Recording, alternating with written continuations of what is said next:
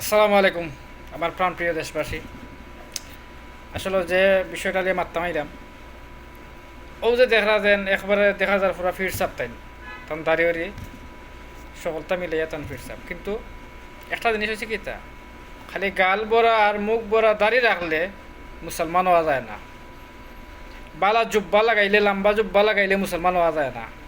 এর মতো শয়তান, এ কত বড় শয়তান যে মহিলার হিজাব নিয়া, মেকআপ লইয়া যে কুরুচিপূর্ণ মন্তব্য করছে, অত তার মেয়ের সমান হইব। তুমি খেয়ে তোমার তো আমি দেখলাম না, তুই দেখতে কেন বেটা? এই তোর চৌক তো খারাপ করনি। মুসলমানের মেয়েদের সিস্টেম হয়েছে পর্দা করতো, তার পর্দা মেনটেন করে তার চলতো। তুই অন্য ঠিক আছে, তুই রাজনীতির ব্যাখ্যা দিলে মাত্র অন্য মাত সমস্যা নাই, তুই পর্দা লিয়ে মাতলে কেন?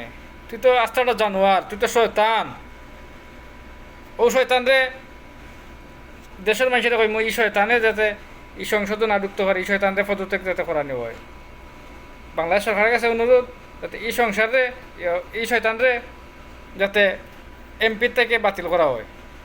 বহুত বড় শয়তান, এ মুনাফিক, মুসলমান নামদারি মুনাফিকে। নাম দিছে মুসলমান কিন্তু এ মুসলমান নাই, এ মুনাফিক।